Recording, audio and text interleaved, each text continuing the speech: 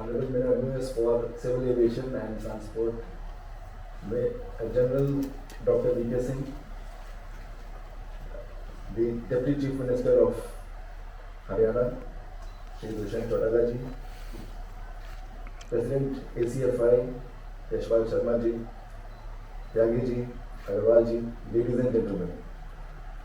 As I was listening in rapt attention to Mr. Yashpal Sharma expound on the cargo sector, I suddenly realized midway that I had nothing left to say actually.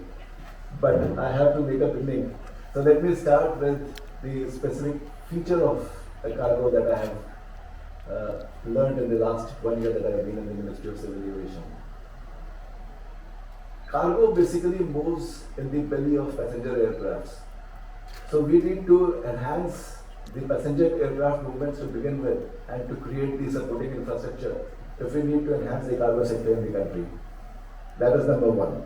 Number two, as Sharma ji also alluded to, is that air cargo specifically should be of cargo that is high value, low volume, and that is time sensitive. Now this thing we knew all along, but somehow cargo sector remained the sidekick of the passenger sector in the aviation sector, and it was only during the COVID that it emerged from the shadows of passenger, and it came on its own. As Sharma ji said that now even a child knows what is a cargo and how does it go and what are the boxes and what are the various aspects of the cargo industry. So now as it emerged from the shadows, it did two things. Number one, it saved the lives of many people by moving essential medicines and essential commodities. But it also saved the aviation sector from going down during the COVID period when it was one of the worst affected sectors in the economy. Sharma ji has very eloquently described what the cargo sector is, what it can do, and also elaborated on the target that the cargo industry has set for themselves. So I will not talk about that, but I will continue on a positive note that the post-cargo industry, post-COVID, the cargo industry has emerged from the shadows and it is moving ahead. So I take this liberty of flipping the subject of today's seminar, challenges and opportunities for air cargo during the decade ahead, to first concentrate on opportunities and then take on the challenges. Of course, the first opportunity that presents itself, especially in the Indian cargo milieu, is that we have a large aviation market. It is, in fact, when we compare it with their global counterparts, it is actually an underserved sector, both in terms of per capita people traveling in the airlines and also in terms of the regional reach of the aircraft, although we have started the RCS scheme in a big way and it is a huge success. But still the fact remains that there are many unserved areas that need to be covered. Second,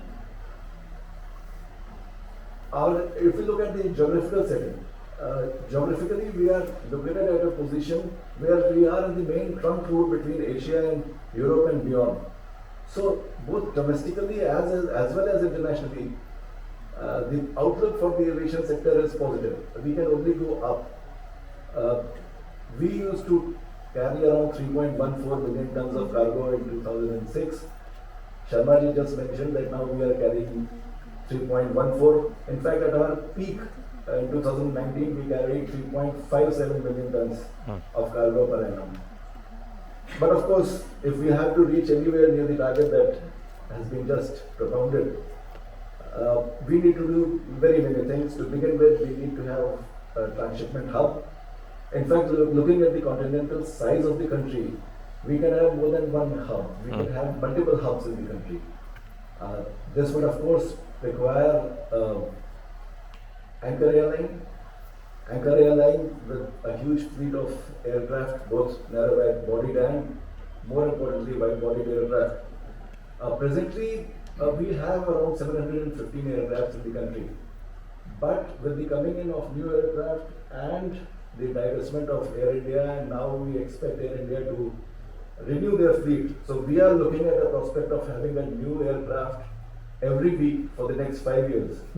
So I suppose the requirement of numbers will be taken care of.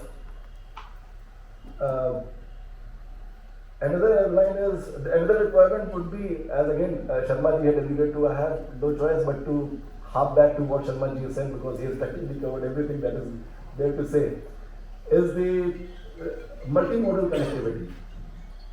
Multimodal connectivity with the hinterland that has to be both efficient as well as economical. So this is something that we need to work on, and that's not something that only you and I can do. That there are other sectors that we need to pitch in for this, and we are working on that.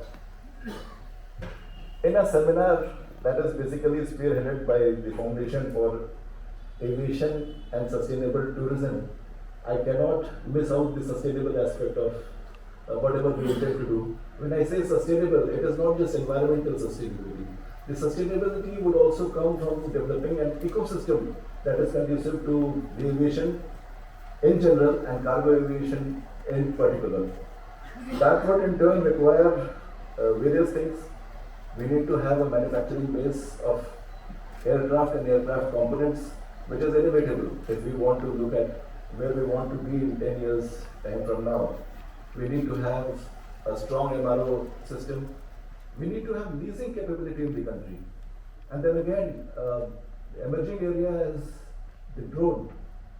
The role of drones in cargo delivery is only set to expand exponentially.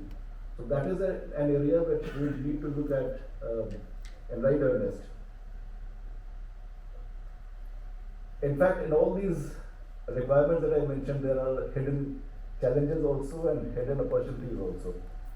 The biggest challenge that I foresee as of now is that we have actually been the late mover in the race.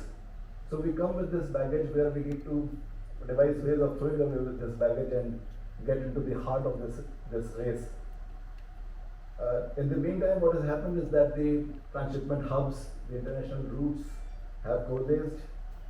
The stakeholders have actually entrenched their position and consolidated their hold in the market.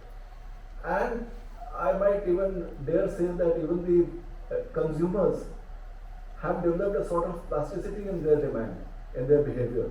So we would need to break all these things. That is the biggest challenge that we are looking at. I will not get into the technical details of all of them, and I will not even try to touch on the tactical issues on this regard. We might have demands about the presence of the participatory government agencies at the airport, the time that they spend in the airports. There will be issues on the taxation, the international freight, GST was just mentioned. We are aware of that, but since we are looking at a horizon of 10 years, I will not touch upon these things. Maybe in some other seminar we'll have a detailed discussion on these aspects also. But these are issues that need to be looked into. What we can do to begin with is to have supportive infrastructure. Again, Sharma ji had mentioned that we need to have supportive infrastructure. The Honorable Prime Minister had declared the Prime Minister Gati Shakti program, which is in fact the blueprint for what we need to do in the infrastructure. The heart of the Prime Minister Gati Shakti program is that public investment should be for private infrastructure also. And this has to be done through the synergy of the efforts of all the stakeholders. The air cargo industry, like any other cargo industry for that matter, needs the support of various aspects, various stakeholders in this. So the Prime Minister Gati Shakti program would